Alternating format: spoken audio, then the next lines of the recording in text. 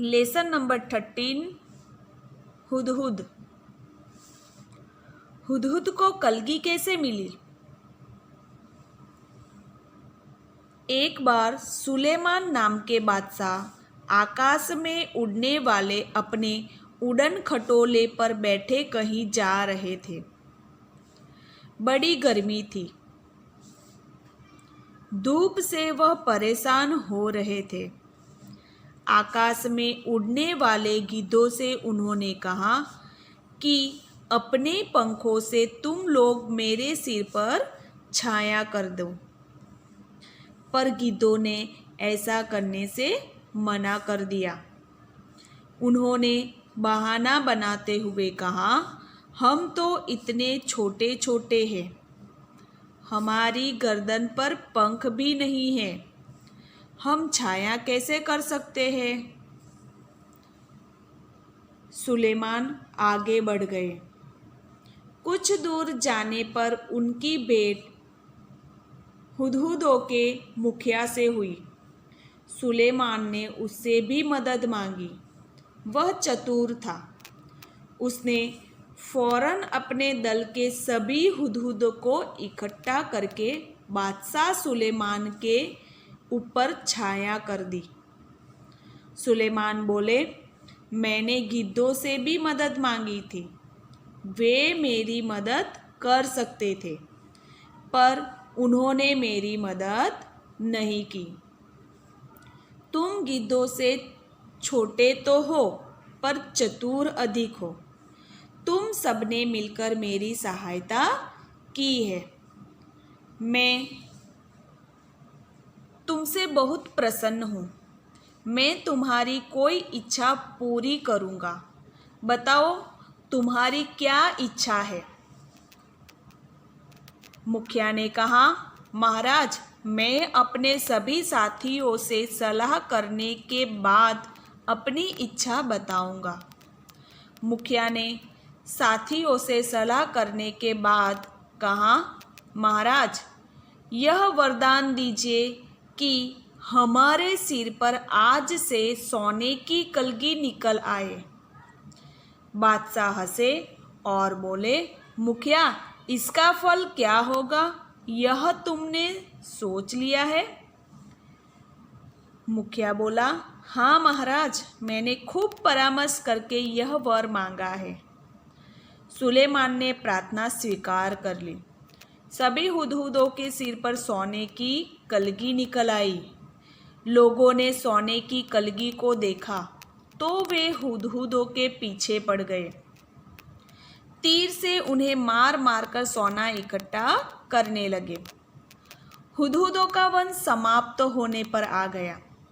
तब मुखिया घबरा कर बादशाह सुलेमान के पास पहुंचा और बोला, इस सोने की कलगी के कारण तो हमारा वंश ही समाप्त हो जाएगा। सुलेमान ने कहा, मैंने तो शुरू में ही तुम्हें चेतावनी दी थी। खैर, जाओ, आज से तुम्हारे सिर का ताज सोने का नहीं, सुंदर परों का हुआ करेगा। और तभी से हुदहुदों के सिर पर परों का यह ताज कलगी शोभा पा रहा है। हुदहुद एक बहुत ही सुंदर पक्षी है।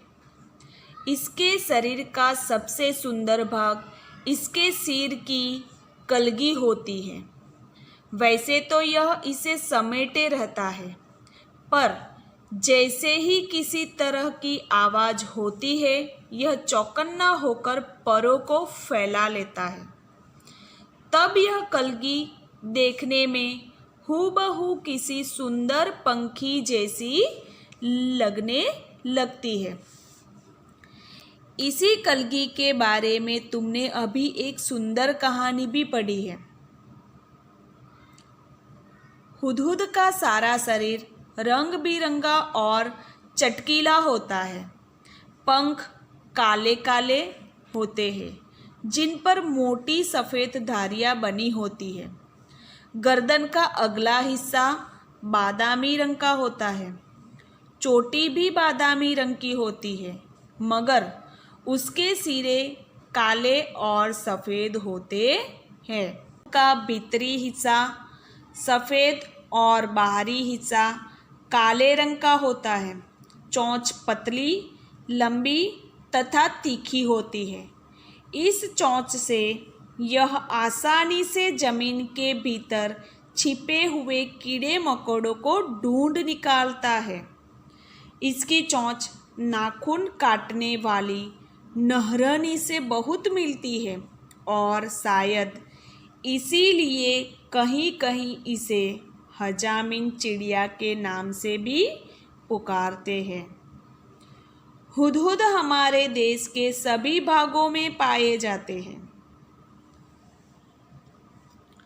तुमने इसे अपने घर के आसपास अपनी तीखी चोंच से जमीन खोदते हुए अवश्य देखा होगा।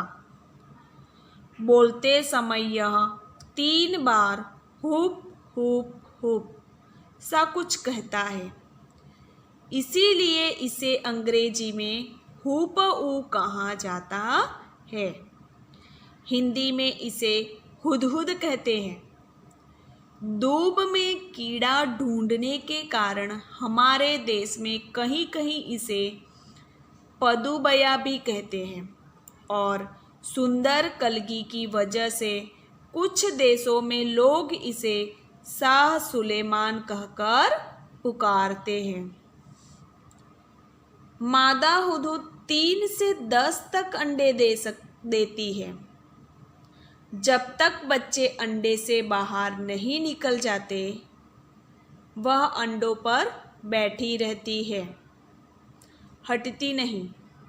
नर वही भोजन लाकर उसे खिला जाता है, पर दोनों में से कोई भी घोंसले की सफाई नहीं करता।